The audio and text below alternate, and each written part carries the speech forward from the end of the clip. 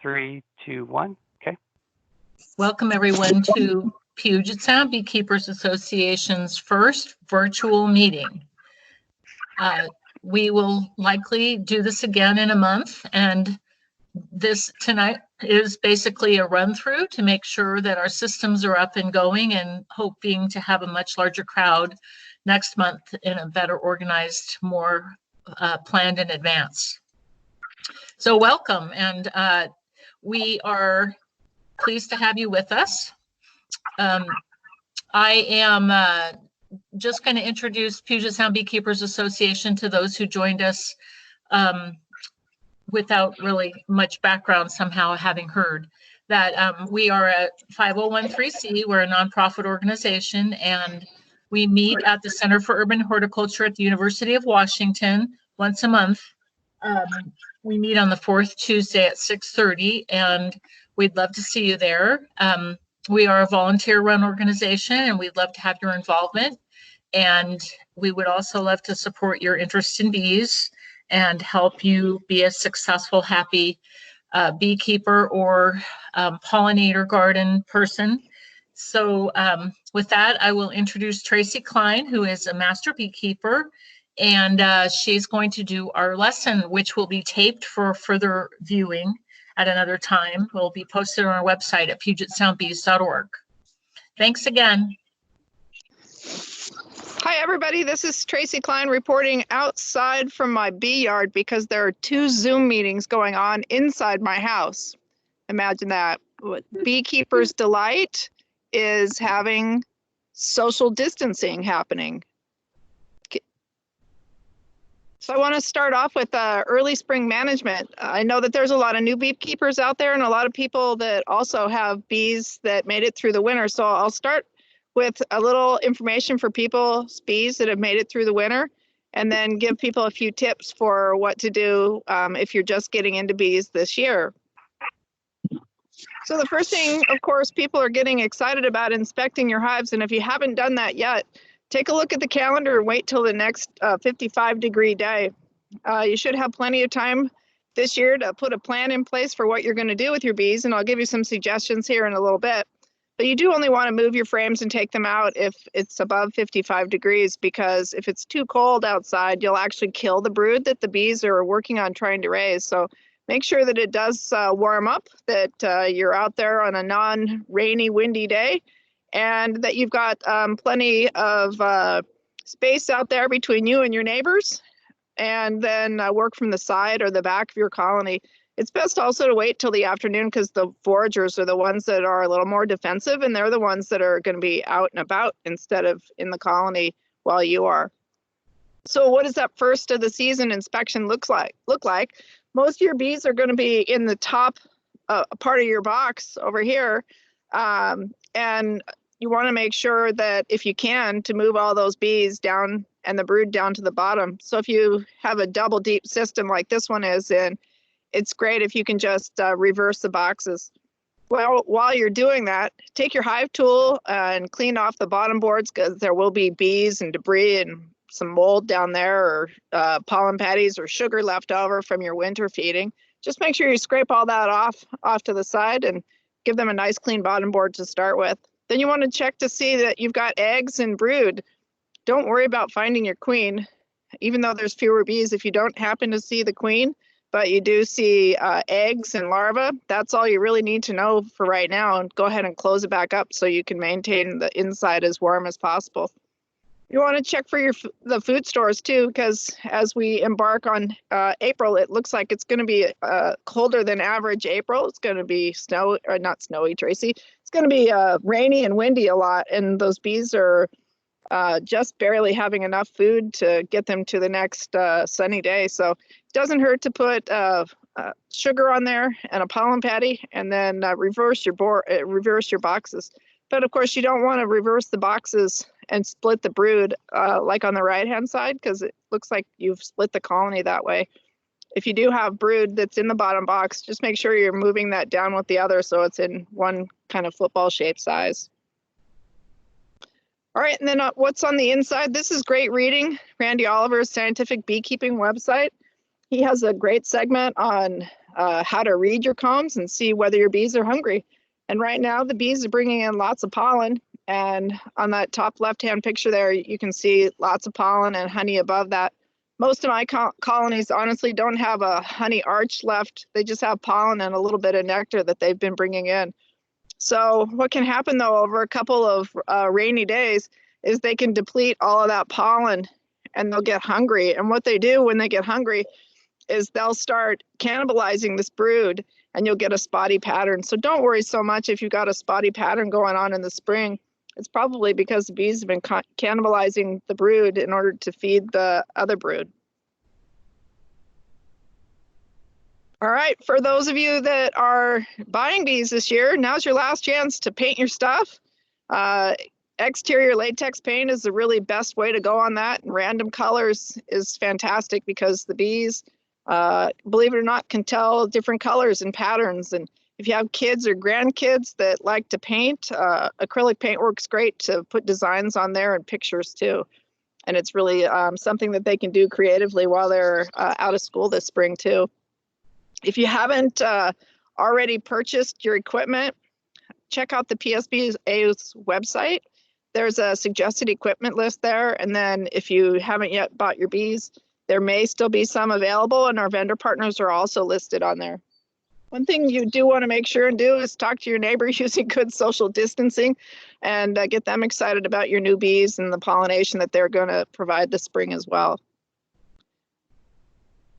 And then for those of you that have your bees, pollen patties are a really good idea. That way there's no food shortages. You know, should they have lots of food, they're going to keep making bees and they need to have food in their pantries just like we do now. And you want to make sure that you have a good, strong, healthy queen in there too, and having lots of pollen available for them to raise brood actually helps the queen too. So on sugar syrup, you want to make sure that you're using 1-to-1 sugar syrup in the spring. Once the average temps get up around 55 degrees, they'll start eating that. And if you have in-frame feeders, then you could probably get away with putting those on now. I did that last weekend, and the inside of the box is warmer than the external temperature anyway, so it might be warm enough that they might start eating that and have extra food on hand. So they do use those food stores up quickly though when it rains for a week or so. And if you've got bees making wax right now, that's great. And you can have an extra frame in there, keep them busy. Some people also like to use supplements so they don't get algae or mold growing in their water. A little bit of white vinegar and lemon juice and essential oils of your choice are things that many beekeepers use. Certainly, I've started using those and seen a big reduction in the amount of waste that goes on because they don't get, the sugar syrup doesn't get moldy. And then of course, this seems obvious, but may not be for everybody, is that you don't want to use honey from an unknown source like from the store because it could contain foul brood spores and that would be detrimental to your bees. It would be terrible because then you could potentially get American foul brood in your comb, and you definitely don't want that because then you'd have to burn or dispose of the whole colony and the woodenware too. And just a quick note too that you don't want to feed brown sugar or molasses, just plain white sugar. All right, and then finally a note about the giant Asian hornet. It has been sighted up in Blaine, and so if especially those of you that live in the northern Puget Sound area, make sure that you're keeping an eye out for these bad boys. They're huge. I understand they sound like hummingbirds when they're flying by, but here's the number and the website to contact in case you do see any of those. They want to make sure that they eradicate those before they get a foothold down here in the States. And then finally, anybody have time on their hands right now? I certainly do. Working from home gives a great opportunity for all of us to brush up on our beekeeping skills too. So you can pick a new book. Here's some suggestions that I have really enjoyed. The Bee Friendly Garden is great for those people that really just want to learn more about bees and have a pollinator garden. And then Keeping Honeybees and the Beekeeper's Handbook are fantastic books for beginners. And for those of you intermediate and advanced beekeepers, The Hive and the Honeybee is a great read. It's more like a textbook, however, and you definitely want to make sure that if you order one online that you get the latest edition, which is the I think it's the 15th edition. It has a bunch of new chapters and information in there that isn't covered in the older editions that are everywhere online for cheap. So make sure that you do get this latest edition. Also suggested is a Master Beekeeping series by Dave Burns. He does some really nice YouTube videos. Check his out. This is a YouTube video that I've got on here that is a beginner's guide to doing an inspection. Dave actually does an inspection in one of his colonies in his apiary, so that's about a 5 or 6 minute video. There's also lots of videos on learning how to do splits. Kit and I were talking the other day about how we think splits are going to happen early this year, or swarms are going to happen early. So if you did overwinter your bees, you're definitely going to want to consider splitting. And right now, since we can't get together for a splits class, the best way to learn about that is online. Other suggestions are subscribe online to one of the beekeeping magazines. Bee Culture and the American Bee Journal are both really inexpensive online subscriptions, and it gives you access to not only this year's magazines, but several years in the past too. So there's almost an endless supply of reading there. And then if you get stuck or have questions on the stuff that you're reading online or getting ready for your bees, make sure and tap into your neighborhood captains that are on the PSBA website. And that's it for today. Over to you, Jeff. Oh, thank you, Tracy. So do we want to take, are there any questions? I'm looking at the chat here. I had a question. So you showed a picture of 2 deeps. If someone has 3 westerns and they're up in the top 2 boxes, would you just take the bottom box and put that on top, even if it was empty? Yeah, you can definitely do that, Jeff. Or you can go ahead and reduce down to 2 mediums. And just, we did that at Kathy Cox's house on Saturday.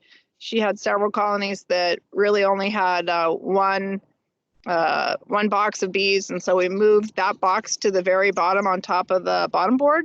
And then we added 1 empty box on top and then removed the 3rd box. And so we reduced down so the bees were on the bottom, but had room to expand in that 2nd box. Great, thank you. Any other?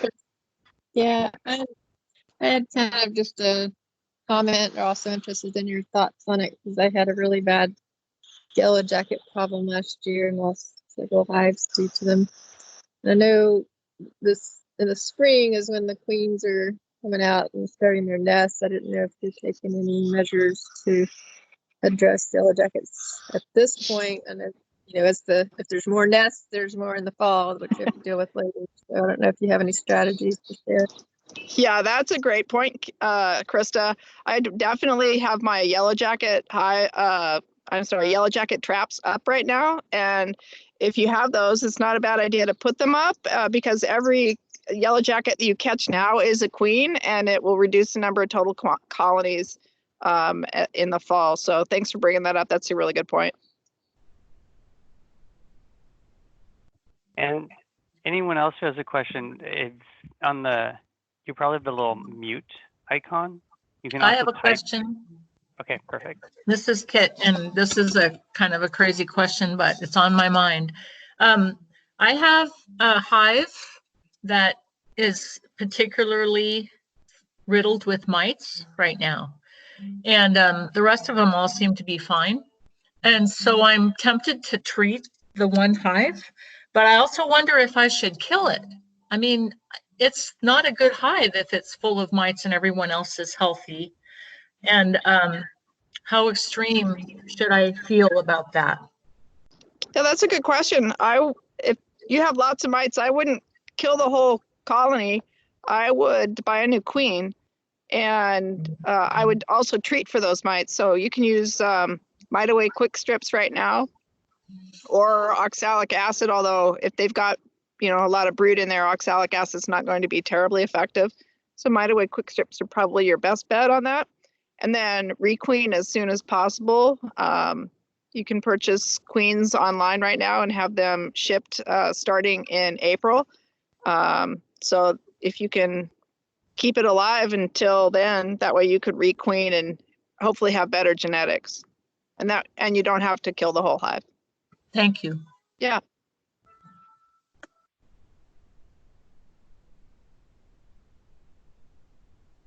All right, I think that was all the questions. Anything else you want to wrap up with, Kit, before we close the event? I just appreciate everyone's fun attendance, and I'm sure that this lesson will be replayed. Tracy, it was really excellent, and I really enjoyed it. Good. Well, I Everyone- hope Yeah. everybody takes advantage of the neighborhood captains all having, perhaps I'm going to go out on a limb and say many of them have a lot of extra time on their hands like I do. So don't be shy and reach out to your neighborhood captain for advice and help. And then next month we'll have more information on how to put your new bees into their new homes. Thanks, Tracy. Thanks, Jeff. Thank you. Thank you.